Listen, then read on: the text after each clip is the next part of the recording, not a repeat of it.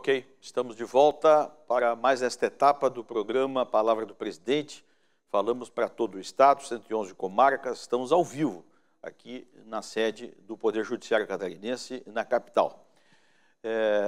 A ideia de trazermos nos intervalos do programa a imagem dos servidores com aquilo que eles estão sentindo neste dia que estamos marcando os 100 dias da atual gestão, mostra bem o intuito de que todos estamos num corpo só, trabalhando para o Judiciário Catarinense. Essa é a ideia brilhante da nossa produção, que trouxe nos intervalos aí a marca, a figura, o rosto de cada servidor, que fez questão aí de dizer como estão as coisas no Judiciário Catarinense. São bons resultados, são bons projetos, são bons... Tudo aquilo que foi plantado está sendo colhido agora, como disse o Weber, numa boa demonstração. E é isso que estamos fazendo hoje aqui. A pauta do programa são os 100 dias da atual gestão. Vamos, então, trazer a palavra do Dr. Cláudio Eduardo, juiz auxiliar da presidência do Poder Judiciário, que vai nos falar sobre a gestão mais próxima das comarcas. Doutor Cláudio, bom dia. Bom dia, Marcelo. Bom dia a todos, senhor presidente, caríssimos colegas. Desde o início do ano, quando o presidente fez o convite a trabalhar na atual gestão, a gente tinha a ideia de fazer essas visitas às comarcas. Há muito tempo que isso não era feito e nós tínhamos esse sentimento de que precisávamos melhorar essa comunicação, aproximar a administração de quem efetivamente presta a justiça, quem está lá na ponta, atendendo o cidadão, atendendo o usuário do sistema de justiça, recebendo os advogados, recebendo as partes, enfim, quem carrega o judiciário para frente e apresenta esses resultados tão significativos que o Weber acabou de mostrar. A gente elaborou esses planos logo e iniciamos no dia 12 de fevereiro o primeiro ciclo de visitas buscando essa gestão mais próxima das comarcas. Começamos pelo norte do estado, era um compromisso também do desembargador-presidente, iniciarmos em Joinville. Então, visitamos nesse primeiro ciclo Barra Velha, Araquari, Garuva, Itapoá, Joinville, São Bento do Sul, Rio Negrinho, Mafra, Porto União, Canoinhas, Itaiópolis, Jaraguá do Sul, Guaramirim e São Francisco do Sul. Então, esse primeiro ciclo com 14 comarcas visitadas. A gente já começou a planejar a segunda viagem, que foi em direção à região oeste. Iniciou no dia 2 de março. Fomos a Quilombo, São Lourenço do Oeste, Campo Herê, Dionísio Cerqueira, São José do Cedro, Anchieta, São Miguel do Oeste, Descanso, Itapiranga, Mondaí, Palmito, São Carlos, Pinhalzinho, Modelo, Cunhaporã e Maravilha. E daí já emendamos do extremo oeste à região oeste, no terceiro ciclo, no dia 9 de março, indo a Ceará, Itá, Ipumirim, Concórdia, Catanduvas, Erval do Oeste, Joaçaba, Capinzal, Ponte Serrada, Abelardo Luz, São Domingos, Xanxerê, Xaxim, Coronel Freitas e terminando em Chapecó. A presidência acompanhou todas essas viagens, então o gabinete, o desembargador-presidente, a desembargadora corregedora, nas cidades maiores, nas comarcas maiores, onde haviam reuniões em grande grupo, mas eu, junto com a equipe técnica, visitamos todas as comarcas das regiões. Então, a ideia, de fato, esse é o nosso plano, continua sendo, ouvir todos, magistrados, servidores, conhecer a condição de trabalho, sentir o que está sendo sentido e dar oportunidade a todos de se manifestarem. Infelizmente, precisamos interromper esse ciclo de viagens em função da pandemia. Nós tínhamos já um novo roteiro ainda no final de março, que foi suspenso, precisamos reorganizar os trabalhos. E, conversando com o presidente, ele concluiu que o momento era mais do que oportuno para a gente retomar essas visitas, ainda que por videoconferência. Então, já desde a semana passada, foram retomadas essas viagens, essas reuniões, vamos dizer assim, não são mais viagens, por videoconferência, agora na região da Serra, meio oeste e Serra. já visitamos agora, por meio virtual, as comarcas de Joaçaba, Capinzal, Catanduvas, Erval do Oeste, Concórdia, Ipumirim, Itá e Ponte Serrada, que já tinham sido visitadas, mas foram agora novamente com o presidente e também com outros setores que não tinham participado. E também Fraiburgo, Caçador, Lebon Regis, Santa Cecília, Campos Novos, Tangará e Videira.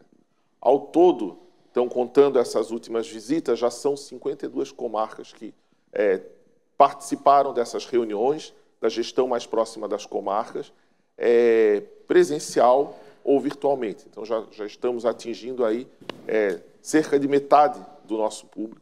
E a gente viu a importância desse trabalho e a necessidade de seguir e logo visitar todas as demais e também, por que não, rever algumas das que a gente viu no início.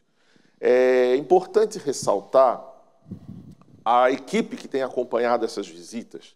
Então, a equipe da Asplan, o Sérgio Weber aqui presente, também o Itacir Fabres, que está coordenando o projeto agora, que desde o primeiro momento estão nos acompanhando, tabulando resultados, elaborando não só planos, mas diagnosticando prioridades e utilizando essas informações para o nosso planejamento plurianual que está em fase de elaboração. A DTI, com o Rafael Romão e o Fernando, com a coordenação da Ana. A DEA, com o nosso diretor Everton, acompanhado do Santi Silvi e da Débora. E a equipe do EPROC, capitaneada aqui pelo Marcos Raciop, com os sensacionais, a Cissa e o Dijane, que são nossos instrutores, todos nós fomos alunos deles na fase de implantação do EPROC. Além dessas equipes que já tinham participado das visitas pessoalmente, nós entendemos por oportuno agregar o pessoal da DGP, liderado pelo Rafael Giorgio, e a Daniela Novak e o Marcelo Parisi, que trabalham com o teletrabalho, que trabalham para ajudar nesse momento de home office, e a doutora Graciela, nossa diretora de saúde, que tem sido incansável desde o primeiro momento que começou essa pandemia, na elaboração dos protocolos, de instruções, de como nós devemos proceder para cuidar da saúde nossa, dos usuários da justiça e dos nossos familiares. Então, essa equipe tem sido incansável e tem rendido grandes frutos, porque esse novo formato permite, inclusive, a participação de novas pessoas, a realização de salas de reuniões separadas, com as equipes cruzadas, então quem atende um grupo de manhã atende outro à tarde, e a gente está conseguindo um alcance ainda maior. Então, esse tem sido um efeito positivo desse novo formato.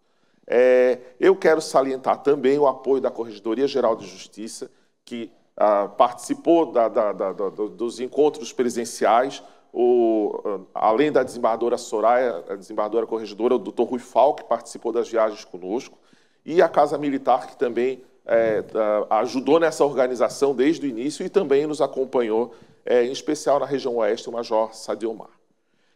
O que eu quero trazer aqui para compartilhar com todos são os principais achados que a gente tem levantado nessas fantásticas reuniões. No tocante à infraestrutura, a gente tem visto que é fundamental a presença da DEA no local do trabalho para constatar as mudanças no modal de trabalho que estão acontecendo e agora, nesse momento, mais rapidamente ainda. Então, desde salas passivas para videoconferências, salas de depoimentos sem dano, a questão de acessibilidade, a questão de segurança institucional, que são preocupações mais recentes e que não haviam quando boa parte dos fóruns foram construídos. Então, são detalhes que, muito embora apareçam no projeto, na vida de quem está trabalhando no fórum, aparecem muito mais. Então, é importante a gente estar lá nesse dia a dia para ver. Ainda que os projetos de infraestrutura estejam suspensos em função do contingenciamento, a gente continua trabalhando na parte do planejamento, isso é fundamental. No tocante à informática, a gente viu que, mais do que a atualização do parque, que tradicionalmente é uma das grandes demandas, a gente precisa pensar também nas profundas transformações decorrentes da migração para o sistema EPROC, que o Raciop vai apresentar melhor daqui a pouco. Todos esses ganhos com a migração com as necessidades de capacitação específicas de setores, para ferramentas próprias, né, de determinadas atividades, as chamadas funcionalidades, a gente vê que ainda tem muita dúvida. E, por isso, esse meio de reuniões por videoconferência tem sido muito oportuno como coleta de informações para a melhoria do sistema e também para a solução de problemas de quem está lá na ponta. Então, a parte de informática, especialmente o suporte ao primeiro grau, estão ganhando muito com essas visitas, com essas reuniões. A gestão de pessoas tem conhecimento das dificuldades com preenchimento de cargos em função do contingenciamento, mas a gente está se deparando com muitas dúvidas sobre questões de produtividade, cuidados no teletrabalho, no home office, nesse momento em especial que a gente está passando. Está sendo muito rico esse momento de encontro, ainda que à distância, com os servidores das comarcas, e eu tenho participado pessoalmente desses encontros e sou testemunha disso. Quero agradecer a todos que estão participando e ressaltar aqueles que serão visitados da importância dessa oportunidade. A diretoria de saúde tem assim, um fundamental aspecto, não só nos protocolos dos grupos de risco, mas também a questão de vacinação, cuidados e fundamentalmente, o suporte psicológico que a DGP está oferecendo, os grupos de apoio nesse momento de teletrabalho, nesse momento de excepcionalidade. Fundamentalmente, assim, o que eu quero trazer é que a gente tem conhecimento que é importante melhorar a comunicação, e é exatamente isso que nós estamos fazendo aqui toda semana com esse programa, com o apoio da Diretoria de Comunicação, para a gente poder aproveitar ainda mais a informação que já está disponível e salientar a importância da nossa preocupação com as pessoas, com quem trabalha, quem constrói, quem leva adiante o sistema de justiça. Essa é a nossa prioridade. Juntos nós estamos construindo o judiciário do futuro nessa nova realidade. Muito obrigado. Muito obrigado, doutor Cláudio. Foi o doutor Cláudio Eduardo, juiz auxiliar da presidência do Poder Judiciário. Vamos então trazer agora o servidor Marcos Raciop, responsável pela diretoria de suporte à jurisdição de primeiro grau, e vai tratar aqui conosco neste programa do sistema EPROC. Bom dia. Bom dia, Marcelo. Bom dia, Marcos. Bom dia, presidente, doutor Romano, Luciano, Weber. Bom dia a todos que estão nos acompanhando em casa. Nesse momento de pandemia, esperamos que todos em segurança.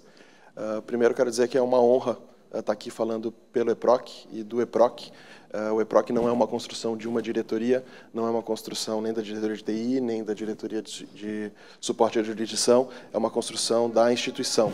É algo que a instituição trouxe, se apropriou e é de todos nós, construído de forma conjunta. Então, é uma honra estar representando toda essa turma que trabalhou com muito afinco para trazer o sistema funcionando para a gente. Todos sabem que a gente passou por uma maratona em 2018 e 2019 para implantar o sistema e entregar ele funcional, plenamente atendendo às necessidades de todas as nossas competências. Isso foi um trabalho árduo que movimentou muitas equipes e encerrado em 2019. Então, ao iniciar o ano de 2020, ao iniciar uma nova gestão, a gente se deparou com um novo desafio, que é justamente consolidar o uso da ferramenta nas suas melhores opções e potencialidades de apoio a quem faz a prestação jurisdicional por todo o Estado e aqui no Tribunal de Justiça também.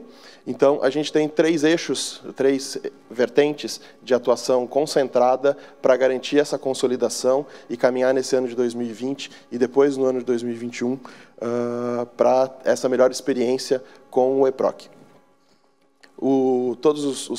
As três vertentes das quais eu vou falar estão registradas no relatório dos 100 dias, e eu vou me permitir extrapolar um pouco os dados que estão lá e falar um pouco de futuro também, e algumas situações que que nos demandam todos os dias no suporte, e com quem a gente encontra pelos corredores, não hoje, mas antes da quarentena, questões de interesse de todos vocês, em especial migração, que é o tema talvez que esteja mais circulando nos nossos grupos de redes sociais e até nos e-mails do suporte.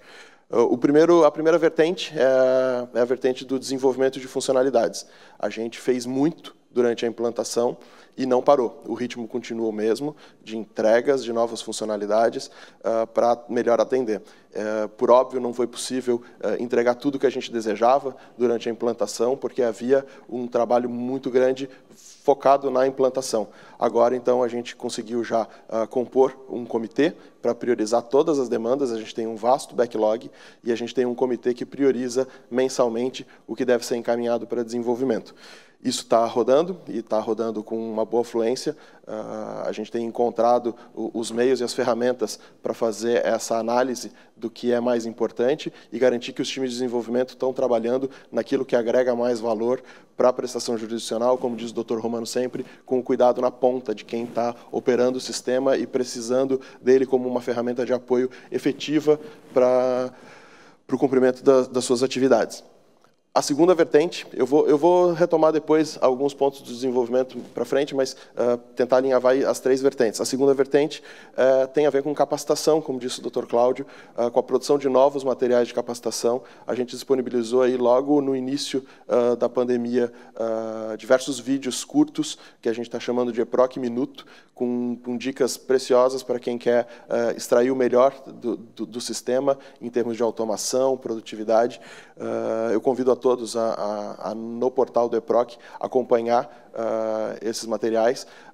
No início da pandemia dificultou um pouco a questão de estúdio e gravação, mas a gente já está preparando uma nova leva de materiais e também estamos trabalhando para reformular e voltar a usar o portal EPROC como nosso canal de comunicação com vocês para trazer novidades e mais informações. E a terceira vertente é a vertente da migração, que causa ansiedades de todo tipo para os nossos usuários. E a ansiedade, acho que é justo dizer, numa via de mão dupla. Há unidades com uma grande ansiedade para migrar logo, então tem fazendo uso da ferramenta de migração individual, migrando milhares de processos. Tem unidade que migrou 20 mil processos individualmente. Então, há uma ansiedade de usar um sistema só no mais curto espaço de tempo possível. E também há a ansiedade daquelas unidades que, agora, no momento de pandemia, se veem obrigadas a lidar com os desafios da migração. Toda migração causa transtornos, toda migração é um período de dificuldade, gera dificuldades, gera uma atenção especial, tira um pouco as equipes do seu trabalho regular para dar essa atenção.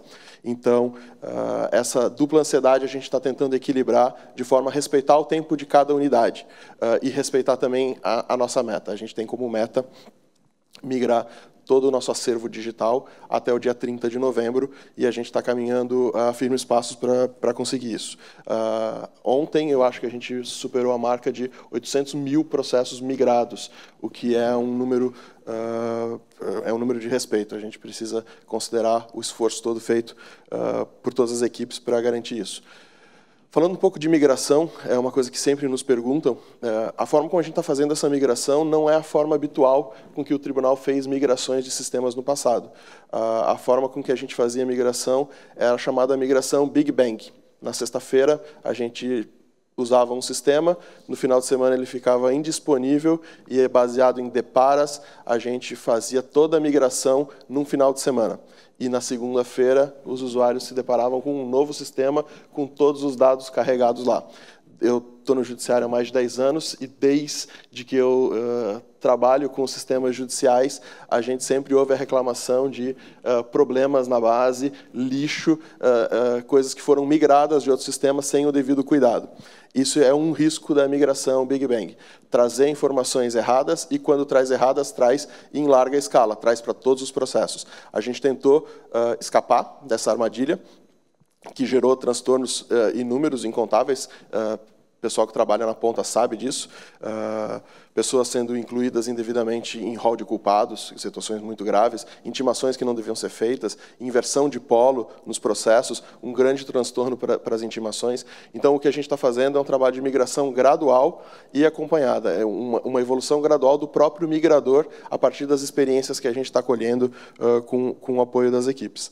Isso espalha a migração ao longo do tempo, dá tempo para as unidades se adaptarem ao novo sistema, as unidades que estavam melhores adaptadas ao sistema antigo precisam de um tempo maior para se adaptar às novas funcionalidades do novo sistema, e a migração gradual, como a gente está fazendo, além de preservar a base de dados de lixo, porque a gente saneia os processos antes de trazer para o sistema novo, a gente também consegue respeitar o tempo de cada unidade. Então, falar um pouco sobre algo que não está no relatório, mas que é o cronograma das migrações, como a gente tem feito.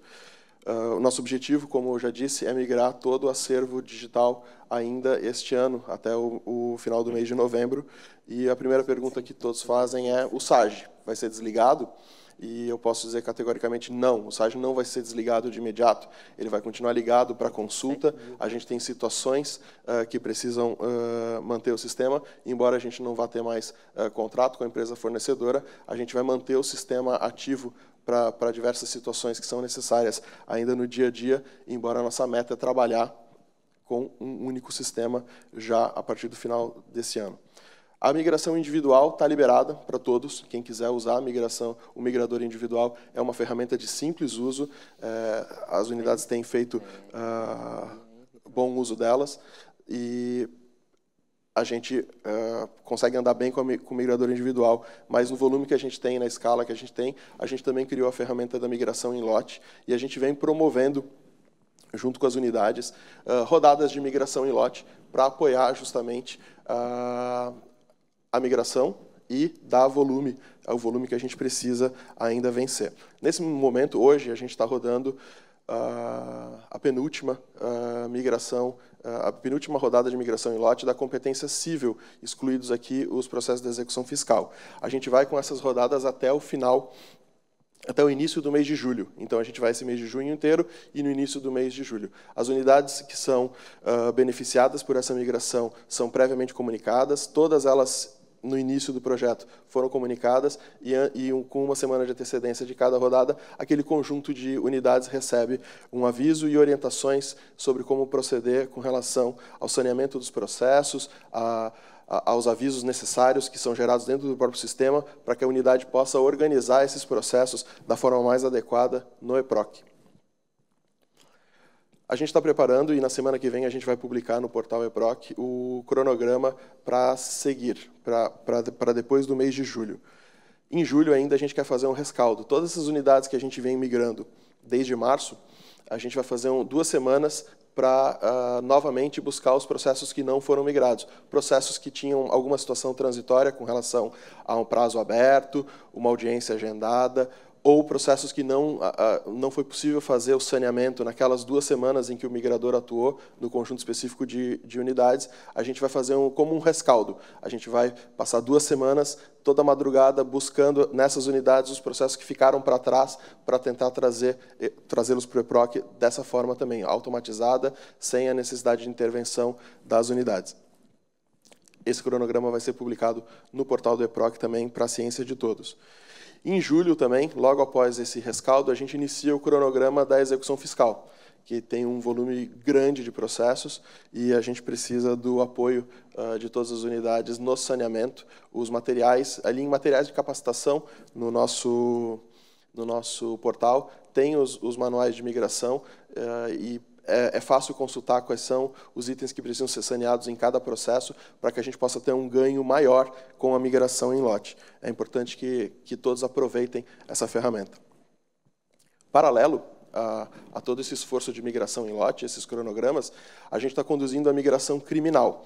E na migração criminal, uma característica peculiar, a gente optou por não usar a migração em lote. Por quê? Porque são dados mais sensíveis e o saneamento é preciso ser feito com mais atenção. Mas a gente não tomou essa decisão assim por palpite. A gente conduziu, junto com equipes bem qualificadas. Agradeço aqui ao Felipe, o chefe de cartório da 4ª Vara Criminal da capital, que fez um trabalho sensacional e conduziu 27 pilotos de migração individual do crime. Foi um trabalho muito bem sucedido, que colheu bons frutos e mostrou como é simples fazer o saneamento e a migração de um processo e como as unidades estão dando conta de fazer de forma individual. Então, eu reforço, nós não temos planos para fazer a migração em lote dos processos criminais. O bom andamento desses pilotos, e agora que liberamos para todas as unidades os materiais de capacitação, com o apoio da Corregedoria, que lançou orientação a respeito, que todas as unidades consigam, nesse nosso prazo, fazer a migração dos processos criminais. O CNJ deu um apoio, descontinuando o migrador do BNMP, desculpa brincar com isso, mas a partir de agosto o sistema antigo não vai ter mais adaptado o migrador não.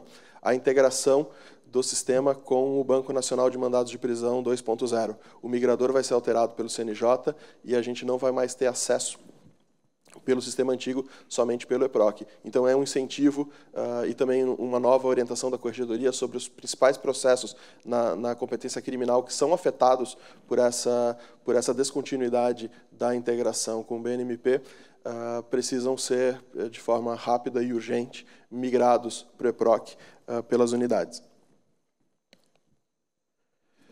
A gente está falando agora para o público do 2º grau, a gente está preparando, e a equipe da TI, juntamente com os colegas aqui da Diretoria-Geral Judiciária, estão fazendo testes exaustivos com o migrador de 2º grau, aprimorando esse migrador, porque, em que pese a gente tenha um número menor de processos para migrar no 2º grau, eles são processos de grande complexidade, são muitos apensos, muitas situações diferentes, e o migrador exige uma complexidade diferente também. Então, tem sido feito um trabalho bastante dedicado de todas essas equipes para garantir que esse migrador esteja funcionando de forma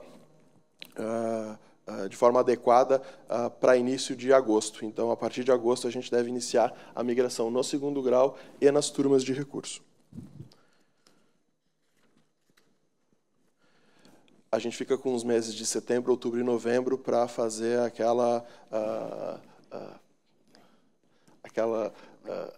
pegar quem não veio, né? Trazer os processos que não foram migrados em todas as etapas, fazer um arremate de todo o trabalho feito no 1º grau e força total na migração de 2º grau para garantir a nossa meta e trabalhar com um sistema único. Eu acho que ninguém duvida do ganho de produtividade que a gente tem quando a gente trabalha com um sistema único. Nesse momento que estão todos em casa, o EPROC oferece diversas facilidades por não precisar ser instalado numa máquina, ser um sistema 100% web, e as unidades têm tirado bastante vantagem disso.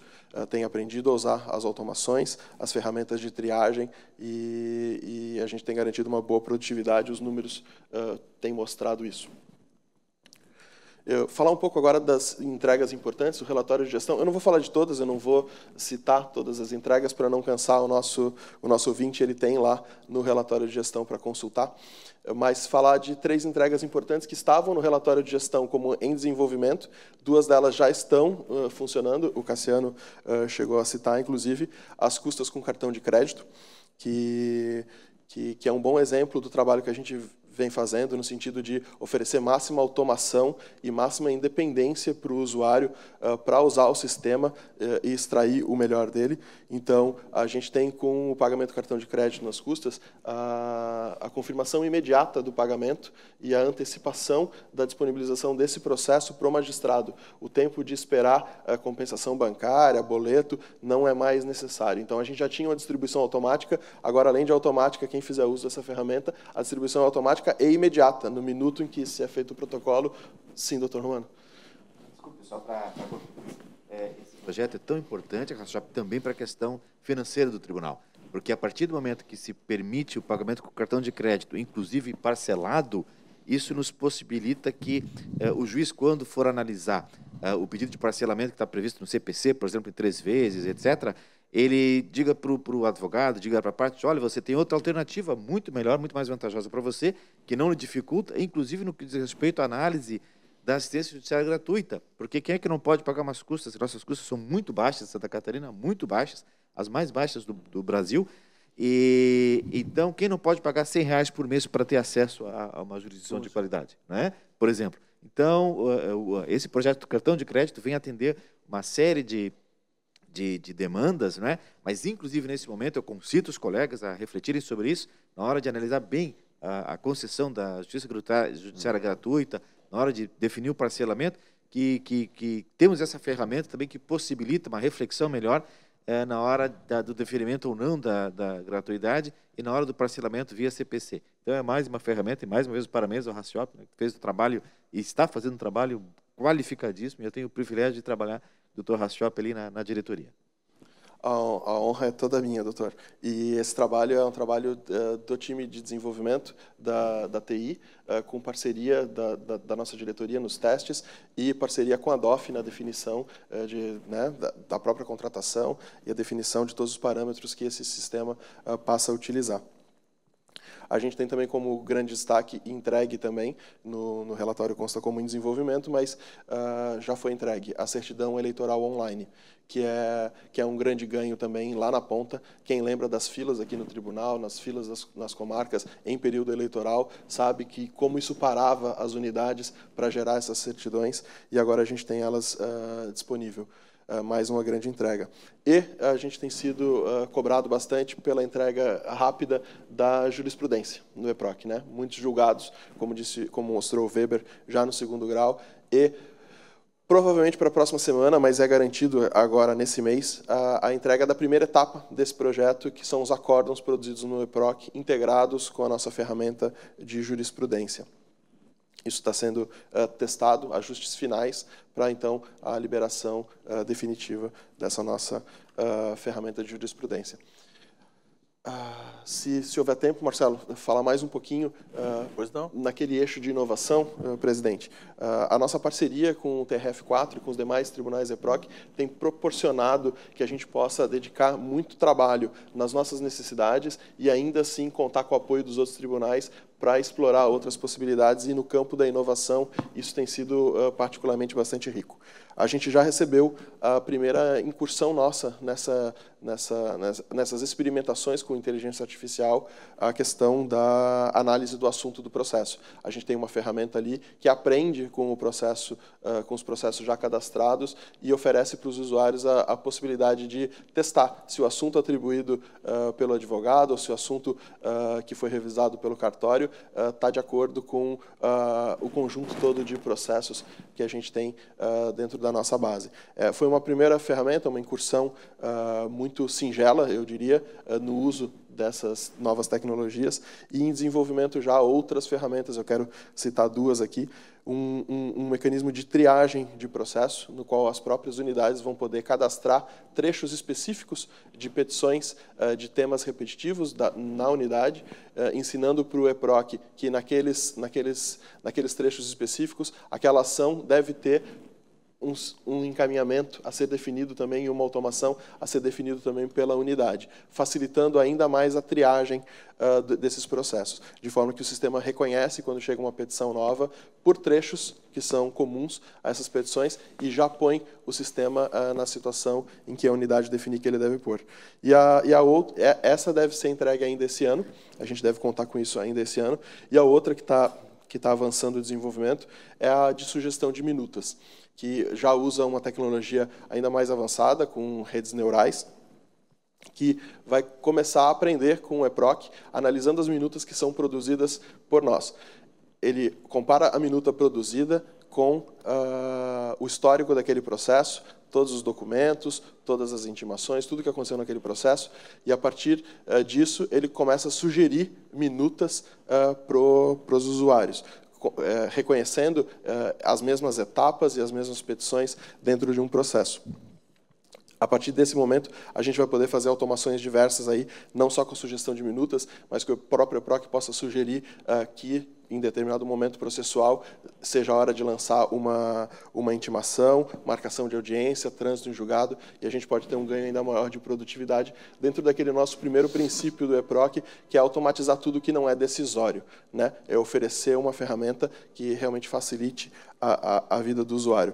Eu me lembro que a gente conversava, acho que em 2014 ou 2015, com o estimado magistrado Dr. João Alexandre Dobrovolsky Neto, e ele me falava desse futuro com a inteligência artificial, sugestão de minutas, e eu achava aquilo muito distante da nossa realidade. Eu nunca imaginei que iríamos vivenciar isso. E poucos anos depois, com a implantação do EPROC, a gente consegue fazer isso e ser parte ativa na condução dessas políticas de inovação. Isso tem sido bastante gratificante para todos. Encerrando, eu queria fazer um agradecimento em especial às unidades judiciais, aos seus servidores e seus magistrados, por todo o apoio que a gente tem recebido nesse processo de consolidação do EPROC. São inúmeras as unidades e servidores e também magistrados que se oferecem para projetos pilotos nas diversas atividades que a gente tem desenvolvido, desde migração a novas funcionalidades, e o apoio deles tem sido fundamental. O nosso migrador evolui e melhora e se automatiza cada vez mais com o retorno que a gente tem dessas unidades e desse apoio. Sem esse apoio, a nossa caminhada não seria tão ágil e com tantas entregas. Agradecer também ao presidente, em especial ao Dr. Romano, por todo o apoio que a gente tem recebido. É um apoio constante e sempre um estímulo para a gente oferecer mais e pensar em ideias inovadoras para avançar o projeto. Agradecer também a parceria sempre presente da Corregedoria em todos esses momentos. Todos têm sido uma fonte de constante estímulo, na verdade, para o nosso trabalho. Então, agradeço a todos. E a todas as diretorias que participaram do projeto e continuam atuando. A gente mobilizou um grande número de servidores em diversos frentes de trabalho e grupos durante a implantação, e esses grupos não se desmobilizaram, eles continuam atuando nesse processo agora de consolidação. Então, se me permite fazer esse agradecimento a todos, representados por dois grupos com quem eu tenho a honra de conviver todos os dias, que são os desenvolvedores do EPROC, aqueles que entregam essas ferramentas, que trabalham com bastante afinco. É um grupo pequeno que desenvolve, sustenta e mantém o EPROC disponível, funcional e com bom desempenho, e também aos nossos valorosos servidores do suporte, que têm acompanhado as viagens, têm interagido cada vez mais com os nossos servidores. São apenas 10 servidores que atendem mais de 10 mil usuários do Poder Judiciário e um número ainda muito mais elevado de advogados, defensores públicos, promotores, partes que entram em contato para pedir ajuda no uso do sistema, por e-mail, por telefone, pela central de serviços. São servidores cujo trabalho nos encoraja a oferecer cada vez mais e nos aproximar cada vez mais dos usuários da ponta, entregando uma ferramenta que realmente facilite a vida de todos na consecução do seu trabalho de prestação, na prestação jurisdicional. Feitos esses agradecimentos, a gente fica sempre à disposição. Os canais com o suporte são conhecidos, a gente está aberto a sugestões, melhorias, inovação, a gente está sempre pronto, e peço que fiquem ligados no portal EPROC, que a gente vai voltar a largar esse canal de comunicação com vocês, com notícias, novidades, o cronograma das migrações, a gente começa a publicar por lá, em parceria também com a DTI, que vai reeditar o InfoEPROC também com novidades sobre jurisprudência, migração e tudo que está sendo feito ali na banda do desenvolvimento. Obrigado, presidente. Obrigado, Marcelo. Obrigado a todos. Obrigado, Marcos. Este é o Marcos Raciop, que é responsável pela diretoria de suporte à jurisdição de primeiro grau e nos contou aqui como está o EPROC, em pleno desenvolvimento, o sistema EPROC no Judiciário Catarinense. Bem, vamos ao próximo intervalo e no bloco seguinte, o presidente Resler conosco. Já voltamos.